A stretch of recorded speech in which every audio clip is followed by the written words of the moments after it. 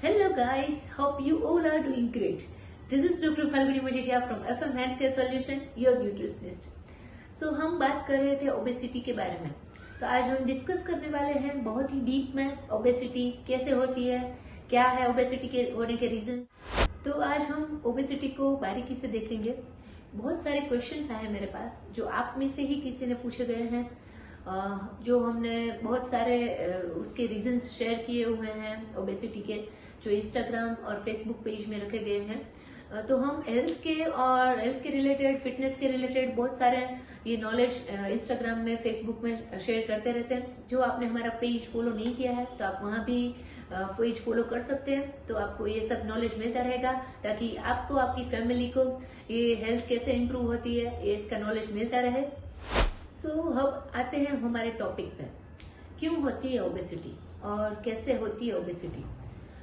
Obesity होने के actually बहुत सारे रीजंस हैं और अभी आपने देखा होगा कि बहुत सारे लोग हैं जो पूरे दिन में 2 या 3 रोटी ही खाते हैं, फिर भी बहुत ज्यादा उनका वेट बढ़ने लगता है। और बहुत सारे ऐसे भी लोग हैं जो पूरे दिन में 8-10 रोटियां खाते हैं, सुबह खाते हैं 4-5 रोटियां, शाम को खाते हैं 4-5 रोटियां, फिर भी उनका वेट इतना बढ़ता नहीं है। तो वाई, कैसे होता है ये सबका बॉडी टाइप क्या है? So it's depend on individual body type. जैसे हमने देखा हुआ है कि हम जब भी हमारा बर्थ होता है, हम जन्म लेते हैं, तो हम एक प्रकृति लेकर ही जन्म लेते हैं।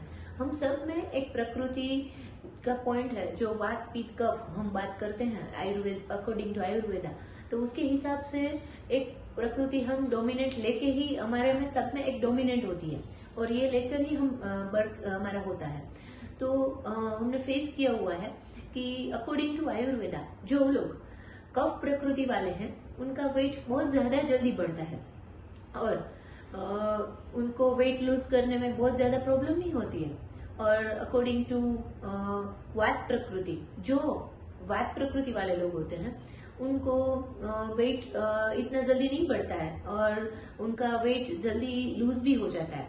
और पित्त प्रकृति वाले जो लोग होते हैं उनकी प्रकृति एक अकॉर्डिंग टू आयुर्वेदा ऐसे होती है कि नहीं, उनका मेंटेन रहता है, बहुत ज्यादा बढ़ता भी नहीं है और बहुत ज्यादा कम भी नहीं होता। ओबेसिटी बढ़ने के बहुत ज्यादा और भी चांसेस है और उसके बहुत सारे रीजंस भी है, जिसके बहुत सारे रीजंस आपने सुने भी होंगे और बहुत सारे रीजंस है जो आपने नहीं सुने होंगे। तो आज हम बात कर रहे हैं उसके कॉमन रीजंस के बारे में। कॉमन रीजंस क्या है?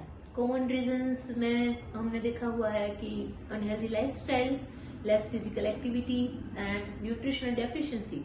ये बहुत ज्यादा आपने सुना भी होगा और सब डिस्कस होते रहते हैं ये पॉइंट। तो आज हम इसके बारे में भी डीप में डिस्कस करेंगे। हम बात करते हैं अनहेल्दी लाइफस्टाइल के बारे में। अनहेल्दी लाइफस्टाइल क्या होती है? सो पहले हम डिस्कस करते हैं अनहेल्दी लाइफस्टाइल में कि excessive consumption of junk food और excessive consumption of carbs, carbohydrate, right. तो हम बहुत ज्यादा फेस किए हुए हैं कि लोगों को जंक फूड बहुत पसंद है, सैंडविचेस, बर्गर, बहुत ज्यादा चाट, बहुत सब ये यंग जनरेशन खाते रहते हैं। बट वी डोंट नो कि इसमें क्या होता है, कि कैसे ये बॉडी में जाके कैसे इम्पैक्ट करता है। तो जब भी हम बर्गर, सैंडविचेस, पिज्जा ये सब खाते रहते हैं तो वो पर्टिकुलरली बनता मैदा से है। तो मैदा एक बहुत ज्यादा ऐसी चीज है कि यंग जनरेशन को बहुत पसंद है, बट ये बॉडी को पसंद नहीं है। तो हमें करना क्या है? वैसे करना ये है कि मैदे वाली चीज को हमें बहुत ज्यादा इंटेक नहीं करना है, बट ये मैदे बॉडी में जाके करता क्या है? Let's see when you eat maida what happen in your body. So जब भी आप मैदे का इंटेक करते हैं तो मैदे को डाइजेस्ट होने में 72 आवर्स का टाइम लगता है। दैट मीन्स अप्रोक्सीमेटली 3 दिन बहुत ज्यादा टाइम होता है। और 3 दिन तक जब भी ये डाइजेस्ट होने में इतना टाइम लगेगा तब तक हम भूखे तो रहने वाले हैं नहीं कि 3 दिन तक हम कुछ नहीं खाएंगे। तो जब भी आप मैदे का इंटेक करते हैं और फिर उसके बाद कुछ न कुछ खाने वाले तो है ही हम, तो उससे होता क्या है? उससे हमारा डाइजेशन प्रोसेस बहुत ही स्लो हो जाता है। और ये डाइजेशन प्रोसेस हमारा जब भी स्लो हो जाता है तो हमारा जो फूड डाइजेस्ट होना चाहिए वो इतनी जल्दी होता नहीं है, और ये फैट में कन्वर्ट होने को स्टार्ट हो जाता है, और इट कन्वर्ट्स टू ओबेसिटी। इसको हम समझते हैं एक एग्जाम्पल लेके। जब हम कभी किसी फंक्शन में या पार्टीज में जाते हैं तो यहाँ सब ये जंक फूड होता ही है। तो मान लो कि हम गए संडे को एक पार्टी में, और वहां पे हमने 5-6 पीस या 8-10 पीस पिज्जा के भी खा लिए, तो ये मैदे के बने हुए तो थे, वो तो श्योर ही है हम। तो उसमें क्या है कि जब भी हम ये मैदे का इंटेक करते हैं, मान लो संडे को हमने 9 PM मैदे का इंटेक किया, तो 3 दिन अप्रोक्स हमने देखा कि नहीं 72 आवर्स तो लगने ही वाले हैं, तो वेडनेसडे तक हमारा ये पिज्जा पचने वाला है। तो अभी संडे से लेकर वेडनेसडे तक आप भूखे तो रहोगे नहीं, तो अभी होगा क्या, जब भी कुछ ना कुछ आप खाते रहोगे और आगे खाया हुआ आपका जो फूड है वो तो डाइजेस्ट हुआ नहीं है, तो वो क्या होगा, वो फैट में कन्वर्ट होने वाला है, और चांसेस है कि हमारे बॉडी में ओबेसिटी बहुत ज्यादा बढ़ने वाली है। तो दूसरा पॉइंट है हमारा कि long hours, sitting job and lack of physical activity. ये बहुत ज्यादा कॉमन हो गया है। आज हम देख रहे हैं कि लोग सुबह से लेकर शाम तक जॉब करते हैं। मान लो सुबह 9 बजे से लेकर शाम को 5 बजे तक या 6 बजे तक उनकी जॉब रहती है। तो होता क्या है, तो वो सुबह नाश्ता करके निकलते हैं। कभी कभी तो बहुत सारे लोग ऐसे भी होते हैं जो दोपहर को खाना नहीं खाते हैं और रात को जाके ही खाना खाते हैं। तो ऐसा हमने देखा हुआ है कि पूरे दिन जब आप भूखे रहोगे और शाम को जाके खाना खाओगे, तो उनका रात का शेड्यूल क्या रहता है कि वो रात को जाके खाना खाते हैं। तो उसमें प्रॉब्लम क्या हो रही है, दिक्कत कहाँ आ रही है, जब भी हम ये सुबह से लेकर शाम तक ये बैठे बैठे काम करते हैं और हमारा खाना रात को ही होता है, तो रात को 7 बजे तक, 8 बजे तक, 9 बजे तक लोग खाना खाते हैं, राइट। तो अभी पूरे दिन आप खाना नहीं खा रहे हो और रात को खाना खा रहे हो, तो आपको भूख तो लगने ही वाली है।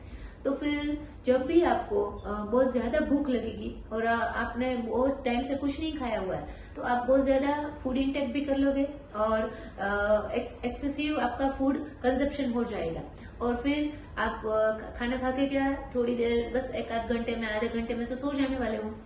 तो 10 बजे तक तो लोग जो जॉब करते हैं वो सो भी जाते हैं, क्योंकि सुबह जल्दी उठना होता है। तो उससे क्या होता है कि जब भी हम खाना खा के थोड़ी देर में जो उसको डाइजेस्ट होने का टाइम मिलना चाहिए वो नहीं मिलता है, तो वो सब हमारा जो खाया हुआ खाना है वो अच्छे से डाइजेस्ट नहीं होता है और हमारा लीवर टेंशन में आ जाता है।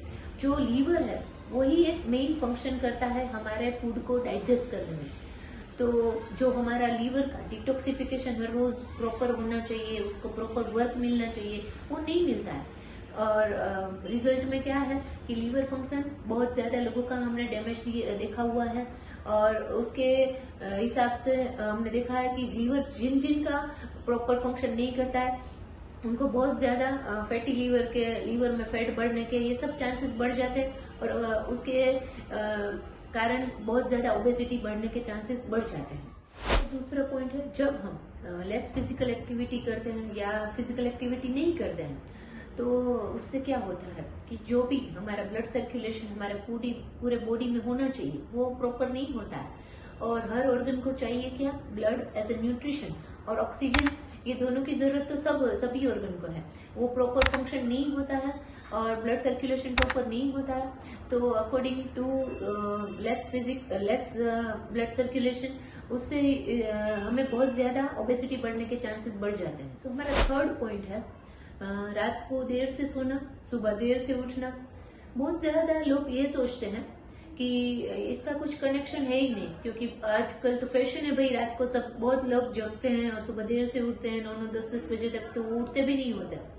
तो क्या है इसका कनेक्शन, बट इसका बहुत बड़ा कनेक्शन है, क्योंकि हमारे आयुर्वेदा के हिसाब से जब भी हमारा बॉडी जो टाइम पर डिटॉक्स होना चाहिए वो नहीं होता है, तो उसमें ज्यादा प्रॉब्लम होने वाला है। अकॉर्डिंग टू आयुर्वेदा हमारे ईच एंड एवरी ऑर्गन का एक पूरा साइकिल रहता है डिटॉक्सिफिकेशन के लिए। जब हम रात को देर से सोते हैं तो हमारा जो लीवर फंक्शन है, जो प्रॉपर फंक्शन करना चाहिए वो नहीं करता। हमारा प्रॉपर फंक्शन नहीं करता है लीवर, और जो खाना प्रॉपर डाइजेस्ट होना चाहिए वो नहीं होता है, तो वो एक बॉडी में स्टोर हो जाता है और टॉक्सिन्स क्रिएट करता है। और ये पचा हुआ नहीं पचा हुआ खाना एक स्टोरेज के रूप में स्टोर होता है, उसको आयुर्वेदा में बोलते हैं आमा। तो ये आमा बहुत ज्यादा प्रॉब्लम क्रिएट करता है बॉडी में जाके, और ये बहुत बड़ा रोल है इसका ओबेसिटी में। सो आई होप कि आपको नॉलेज मिली होगी ओबेसिटी के बारे में, बट एक वीडियो में इतने सारे टॉपिक कवर करना पॉसिबल नहीं था, तो हम बहुत ज्यादा और भी टॉपिक इसमें लेने वाले हैं और डिस्कस करने वाले हैं डीप में। तो आप हमारे साथ जुड़े रहिए, और आप हमारे इंस्टाग्राम फेसबुक पेज को भी फॉलो कर सकते हैं, और यूट्यूब में भी आप यहाँ पे क्लिक बटन नीचे क्लिक करके हमें सब्सक्राइब कीजिए। और बहुत ज्यादा आपको लाइफस्टाइल डिसऑर्डर के बारे में, हेल्थ के रिलेटेड सब नॉलेज मिलता रहेगा, तो सब्सक्राइब करना ना भूलें। और आपको अगर कोई क्वेश्चन है तो आप कमेंट बॉक्स में जरूर लिखिए, हम ट्राई करेंगे आपको पूरा प्रॉपर आंसर करने की।